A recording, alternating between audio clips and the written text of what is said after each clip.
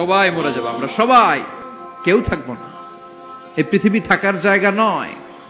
কিয়ামতের সময় আল্লাহ তাআলা মালাকুল মাউতকে বলবেন, সবার রূহ কবজ করে ফেলো, সবার, কেউ থাকবে না, সবার রূহ কবজ হয়ে যাবে।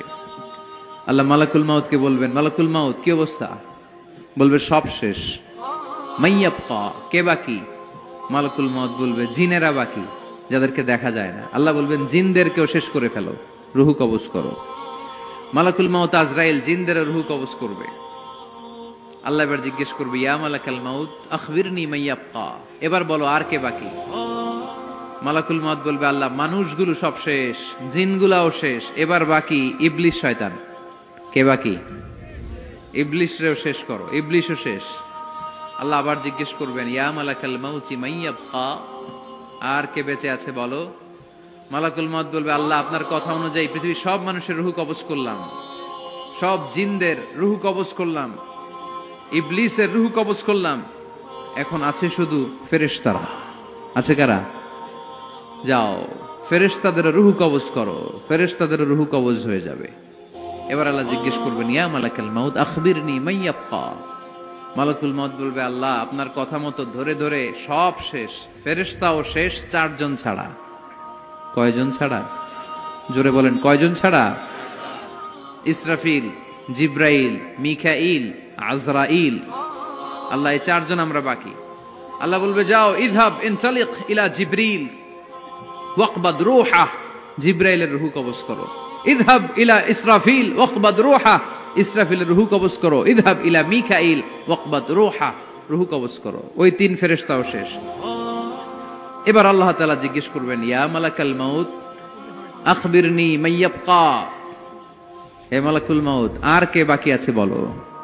মালাকুল মাউত বলবে, আল্লাহ আপনার কথা মতো মানুষগুলো শেষ, জিনগুলো শেষ, ইবলিস শেষ, আমার বাকি 3 ভাই ইসরাফিল, মিকাইল, জিব্রাইলও শেষ, শুধু আমি, শুধু আমি। আল্লাহ বলবেন, কেউ নাই? মালাকুল মাউত বলবে, না আল্লাহ কেউ নাই। এবার আল্লাহ তাআলা বলবেন, মালাকুল মাউত তুমি তো সবাই রে মারছো, এবার তুমি মরো, এবার তুমি মরো, তুমি মরো। শোনার সাথে সাথে মালাকুল মাউতের কাঁপুনি ছুটে যাবে, খিঁচুনি এসে যাবে ভয়ে। আল্লাহ বলবেন, কাঁপুনি দিয়ে তো লাভ নাই, কারণ কুল্লু নাফসিন যায়িকাতুল। রব্বুল আলামিন বলবেন, মালাকুল মাউত কেঁদো না, এটাই দুনিয়ার বিধান, আমি আল্লাহর দেয়া বিধান, এটাই জন্মালেই মরতে হয়। যাও, জান্নাত জাহান্নামের মাঝখানে একটা জায়গা আছে, জায়গাটার নাম হলো আরাফ। এই আরাফের মধ্যখানে যে দাঁড়া, ওখানে যে মালাকুল মাউত কাঁপতে থাকবে। মালাকুল মাউত বলবে, আল্লাহ সৃষ্টির শুরুতে যদি জানতাম, সৃষ্টির শুরুতে যদি জানতাম সবাইকে মৃত্যুদান করার পরে, রূহ কবজ করার পরে আমাকেও মরতে হবে, তাহলে এই কঠিন দায়িত্বের ব্যাপারে আপনার কাছে ক্ষমা চাইতাম। আজকে আমারও যে ভাগ্য বরণ করে নিতে হবে সৃষ্টির শুরুতে, আমি এটা কল্পনাই করতে পারি নাই। আল্লাহ বলবেন, নো টক, মুত, ইয়া মালাকাল মাউত, মর, মরে যা, মুত, মরে যাও। বলার সাথে সাথে মালাকুল মাউত এক বিকট চিৎকার হাঁকিয়ে মরে যাবে। মালাকুল মাউতের চিৎকারটা সেদিন এত ভয়ঙ্কর হবে, বিষ্ণু ঈসা ইসলাম বলেন, ওই চিৎকারের আওয়াজ যদি পৃথিবীর মানুষেরা কান দিয়ে শুনতে পেত, তাহলে কিয়ামত সংগঠিত হওয়ার জন্য আলাদা করে ইসরাফিলের সিঙ্গার প্রয়োজন হতো না। ওই চিৎকারের আওয়াজে প্রতিটা মানুষ কানের পর্দা ফেটে ওই জায়গায় লাশ হয়ে পড়ে যেত।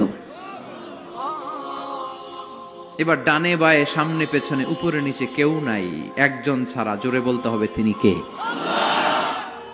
আল্লাহ তখন পৃথিবীকে একটা ডাক দিবেন, বলবেন, ইয়া দুনিয়া আইনা আনহারুকি, এই পৃথিবী তোর নদীগুলো কোথায়? ইয়া দুনিয়া আইনা আশজারুকি, এই পৃথিবী তোর গাছগুলো কোথায়? বটতলা। ইয়া দুনিয়া আইনাল জিবাল, তোর বড় বড় মাউন্ট এভারেস্ট পাহাড়, আলাস্কা পর্বতমালা, আলপস পর্বতমালা, এগুলো কোথায়? তুর পাহাড় আজকে কোথায়? ইয়া দুনিয়া আইনাল মুলুক, রাজা বাদশারা কোথায়, যারা ক্ষমতার দাপটে পা জমিনে ফেলতে চাইতো না? আইনাল জাবাবেরা, অত্যাচারী স্বৈরা শাসকগুলো আজকে কোথায়? কোথায় আজকে? কোনো আওয়াজ নাই।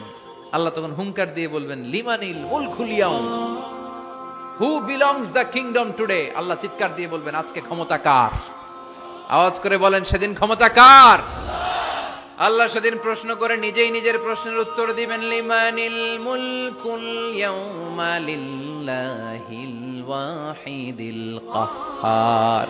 সেদিন ক্ষমতা দুনিয়ার কোনো রাজার নাই, কোনো বাদশার নাই, কোনো স্বৈর শাসকের নাই, কোনো সুলতানের নাই, কারো নাই। সেদিন ক্ষমতা চলবে একজনের, তিনি কে? তার নাম হচ্ছে রহমান। তার নাম কি? আরো জোরে বলেন কি নাম? এজন্য রহমান কারে বলে আজকে চিনতে পারছেন? তার দয়ার শেষ আছে? তার ক্ষমতার কোনো কুল কিনারা আছে? তার ধন ভান্ডারে কোনো কমতি আছে?